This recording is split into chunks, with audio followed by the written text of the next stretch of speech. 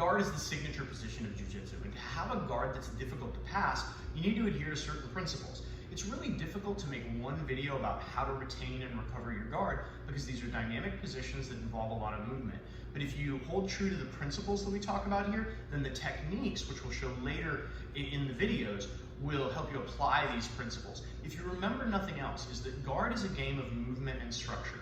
I move to stop my opponent from getting around my legs. I create structures so they can't follow me. Guard allows us to create structures, like the closed guard, or like the feet on the hips, and movement allows us to create superior structures. So if we only have one foot on the hip and he stuffs our other leg, our hip movement is going to allow us to create better structures. So in that spirit, if you remember nothing else about the guard, remember that we need to manage distance, and in order to do that, we need to move primarily our hips, and we need to stop our opponent from following us. And that is the first rule of defending your guard, which is create the distance. How do I create the distance? Several different ways. With structures, right? If Jesse pops up to his feet and tries to pass without removing these structures, my feet on the hips, he can't pass the guard.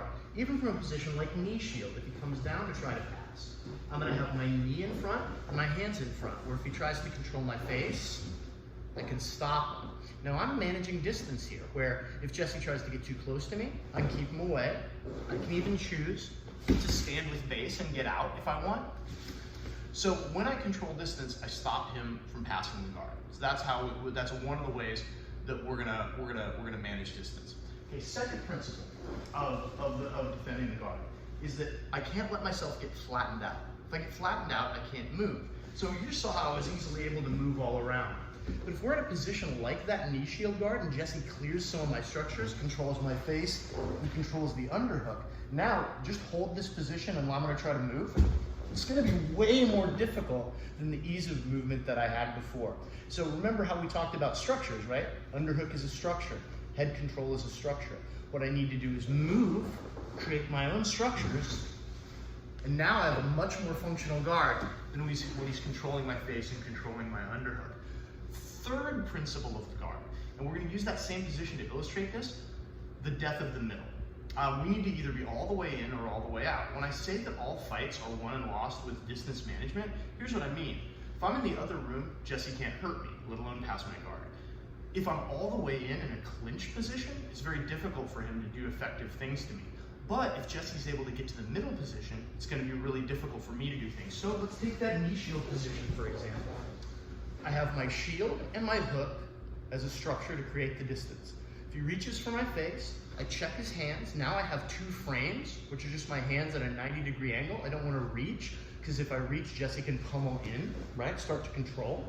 So I just have a few structures, right? And am I managing distance here? Jesse, if you try to move forward, it's not easy. If he tries to get away, I also have this hook, so I can control distance that way as well. Also, and this is a little more advanced, but a lot of times we'll go to a position we call the deep half guard, where I'm all the way under. Like if he thinks going forward's good for him, and I come all the way under, making myself the floor, it's gonna be very difficult for him to pass his guard and very easy for me to sweep. So I'm either all the way out or all the way in. So if the middle happens, or I decide I wanna reach, now Jesse pummels inside, and now I'm neither all the way in, all the way out. I'm getting flattened. So that's something to remember. When that happens, what do? We move our hips, try to create structure, move our hips, try to create distance. If you're at a loss for something to do in your guard, if you think you should move your hands, move your hips, try to get away from them and control some distance. So those are some of our major principles, and the last one is gonna be the last major principle, and then we'll finish up with two minor principles that I think will be really helpful tips. Fourth major principle that I really want y'all to think about. Your near side hip, the one on the side that person is passing to, is the battle zone, and we have to control the battle zone. Let me show you what I mean. If Jesse decides he wants to do the knee cut pass, a very powerful and effective pass, he drops his knee to the mat. I'm not gonna, see how Jesse's controlling the battle zone? Now check this out. I'm gonna try as hard as I can to stop him from passing my guard, and go. Really difficult. You see the position of his right knee. See how it's against my hip? Now if I try to shrimp and get my knee back, he's controlling that battle zone. So let's just change one thing. If he tries to do that, I'm gonna put my elbow and connect it to my knee. I actually like to put my elbow under my knee in this position. And now, I'm not gonna move. I fought hard before to try to pass, and I'm not gonna do anything. Do whatever you want.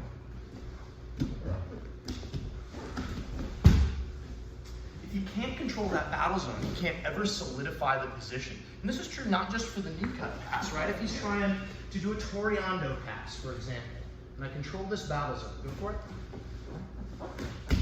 He can't ever solidify the pass, and I'm always gonna be able to do something that allows me to maintain distance. Last couple of details. So those are 4 major principles, and you'll see those throughout all of our guard retention stuff. 2 minor principles that I think will really help those of you that are like mid-white belt. Never sit back without a grip. Because in order to pass my guard, Jesse has to pass 3 things. He has to pass my feet, he has to pass my knees, and he has to pass and control my hips, right? The battle zone. So if we're fighting and Jesse's trying to pass, and I come back like this, you see how that gives Jesse easy access to passing my feet and almost my knee right away? If I sit back without a grip, if I'm here, right, I can use all the tools at my disposal to defend my guard. I can scoot backward, make frames, all that sort of stuff. If I sit back with a grip, see how I already have a push-pull control structure?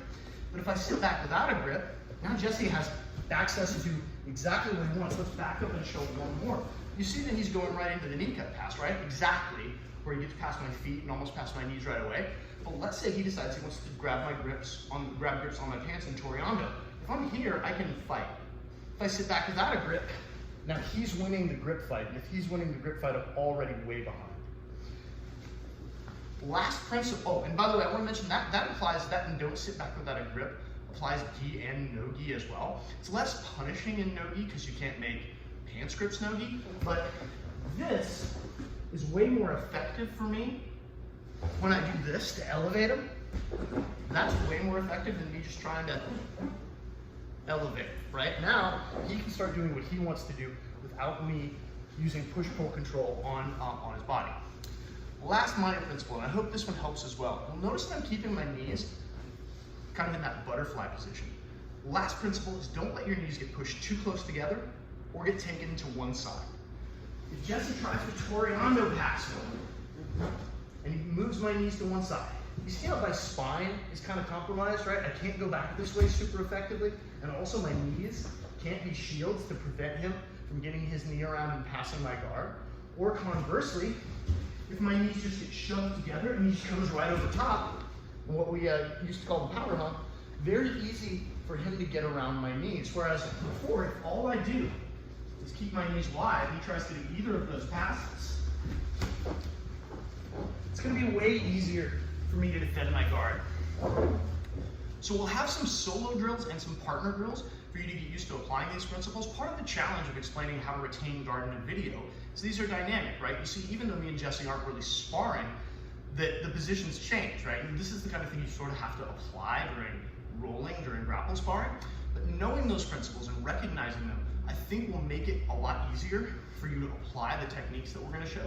And applying those techniques is your next step to getting better at jiu-jitsu.